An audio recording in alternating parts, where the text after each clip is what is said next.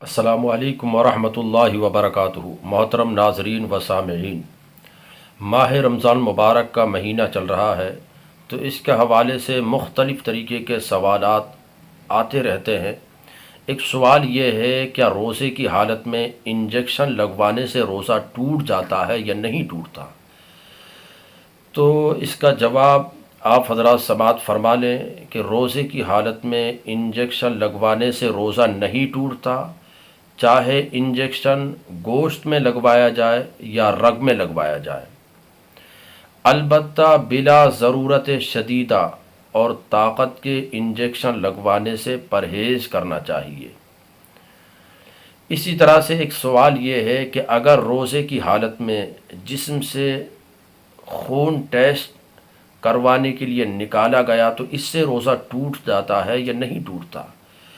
تو اس سے بھی روزے پر کوئی فرق نہیں پڑتا، روزہ نہیں ٹوٹتا ہے۔ اسی طرح سے بعض لوگ یہ سمجھتے ہیں کہ بال تراشنے سے، بال کاٹنے کٹوانے سے، ناخن تراشنے سے، اسی طرح سے سر اور بدن کے کسی حصے کے بال کاٹنے سے بھی روزہ ٹوٹ جاتا ہے۔ تو اس کے حوالے سے مسئلہ یہ ہے کہ بال کاٹنے کٹوانے، اسی طرح سے ناخن تراشنے سے، بال مونڈنے وغیرہ سے روزہ نہیں ٹوٹتا ہے، روزے پر کوئی فرق نہیں پڑتا ہے۔ منہ زیر ناب بھی صاف کر سکتے ہیں، سر کے بال بھی کٹوا سکتے ہیں، اسی طرح سے آپ ناخن بھی تراش سکتے ہیں۔ البتہ روزے کی حالت میں داڑھی مونڈنا اور منڈوانا یہ گناہ کا کام ہے۔ یہ روزہ ہی نہیں بلکہ غیر روزہ، چاہے وہ رمضان ہو یا غیر رمضان ہو، مسلمان کے لیے یہ درست نہیں ہے اور جائز نہیں ہے کہ وہ داڑھی کٹائے اور کٹوائے اور داڑھی منڈوائے۔ مسلمان کو چاہیے کہ وہ شریعت مطہرہ کی روشنی میں حضور علیہ الصلوۃ والسلام کی سنت مبارکہ پر عمل کرے اور شریعت کے دائرے میں رہ کر باشرع داڑھی رکھنے کی ممکن اور حتی المقدور بھرپور کوشش کرے۔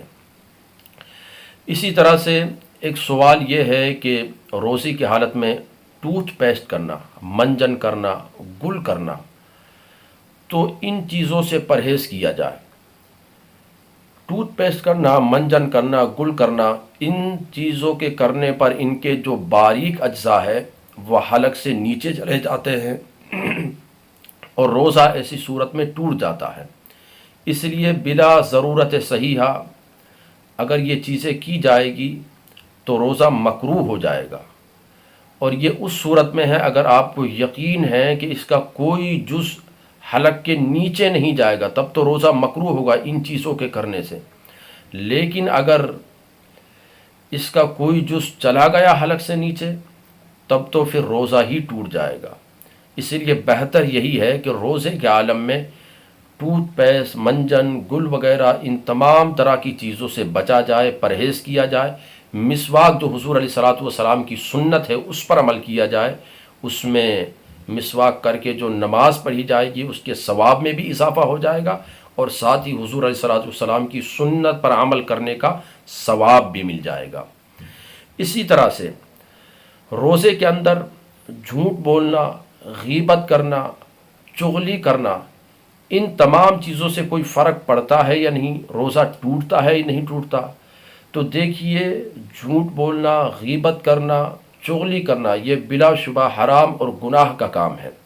بلکہ غیبت کے حوالے سے تو قرآن پاک میں یہ فرمایا گیا کہ غیبت کرنا گویا اپنے مردار بھائی کا گوشت کھانا ہے، اور حدیث پاک میں فرمایا نبی پاک صلی اللہ علیہ وسلم نے کہ غیبت یہ زنا سے بھی بدتر ہے۔ تو اس لیے یہ چیزیں روزے کے علاوہ بھی حرام ہے، گناہ کا کام ہے۔ اس لیے روزے کے اندر ان چیزوں سے بہرحال بچا جائے۔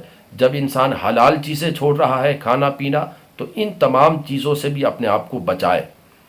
رہی یہ کہ روزے پر کوئی فرق پڑتا ہے یا نہیں، تو دیکھیے روزہ ان چیزوں سے نہیں ٹوٹتا ہے۔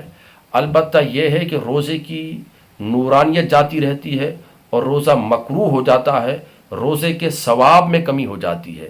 اس لیے روزے کے اندر ان تمام طرح کی چیزوں سے اپنے آپ کو بچانا چاہیے۔